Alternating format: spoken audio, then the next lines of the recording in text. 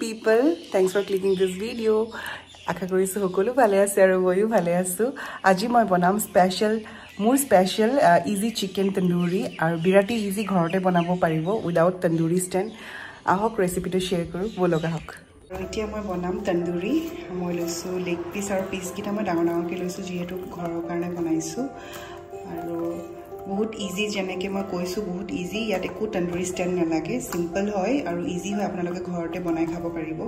তাৰ পিছত এতিয়া মই লম জলকীয়া নহৰু পেষ্ট আৰু এটো আপোনালোকে যি সকলে মোৰ ভিডিও চাই গম পায় মই সদায় এনেকে পেষ্ট কৰি থওঁ ইজি হয় তেতিয়া এতিয়া মই গুটিখিনি ইয়াত দি দিছো তাৰ পিছত এতিয়া মই দিম ইয়াত তন্দুৰি মছলা আপোনালোকে ঘৰতে তন্দুৰি মছলা বনাব পাৰে বাট মই ৰেডিমেড লৈছো ঘৰত বনালে তেতিয়া আৰু ভাল হয় বাট যেহেতু হাতত কম হয় এই কাৰণে মই তন্দুৰি মছলাটো কিনি আনিছো পেকেট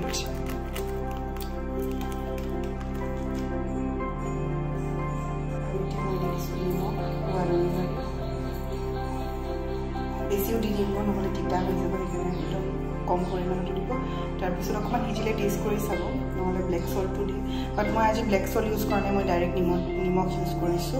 আপোনালোকে ব্লেক সল্টটো ইউজ কৰিব পাৰে মোৰ ওচৰত একচুয়ালি ব্লেক সল্ট নাই সেইকাৰণে মই নৰ্মেল সল্ট ইউজ কৰিছো আৰু স্পুনে নাই দিয়ে ডাইৰেক্ট হাতেদি লৈ ললো কাৰণ হাতত আছিল মানে প্লেটত আছিল তো মই সেইকাৰণে প্লেটৰ পাই লৈ ললো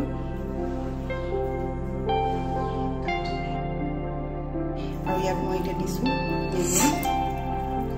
নেমু যিমান পাৰে অলপ সৰহকৈ দিব তেতিয়া টেষ্টটো আৰু ভাল লাগে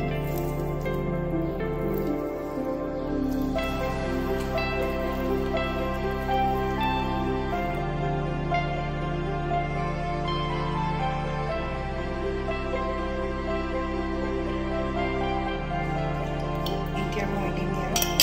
ঘৰৰে কলা জামু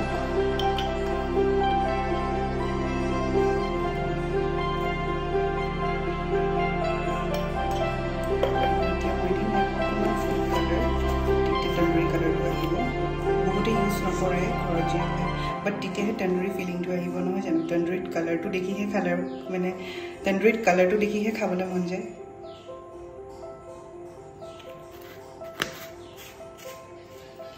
আৰু লাষ্ট ইয়াত দিব লাগিব দৈ যোনটো মেইন বুলিয়ে ক'ব লাগিব এতিয়া তাৰ টেক্সচাৰটো বহুত ভাল হয় আৰু এইটো টেঙা দৈ ইউজ কৰিছোঁ মই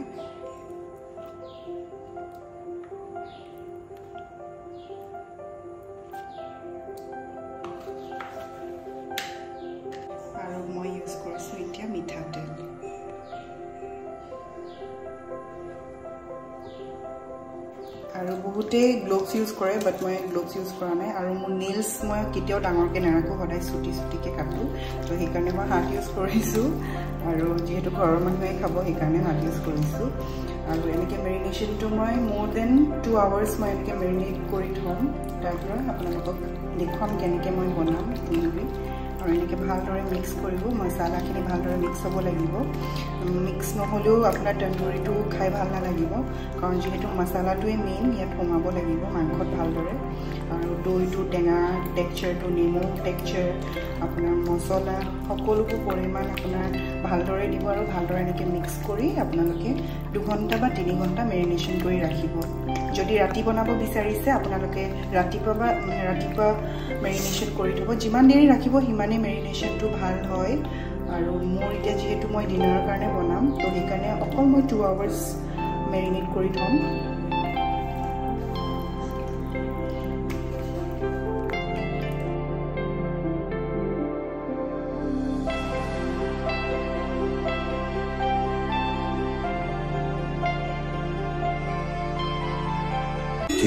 hours later আৰু এফালে মোৰ কেৰাহী গৰম হৈ গ'ল আৰু মই মেৰিনেশ্যন কৰা চিকেনখিনি দি দিছোঁ ইয়েছ মই কেৰাহীত বনাইছোঁ লোহা কেৰাহীত আপোনালোকে এনেকৈ বনাই পাইছেনে তন্দুৰি বিৰাটেই টেষ্টি আৰু ইজি হয় উইদাউট তন্দুৰি ষ্টেণ্ড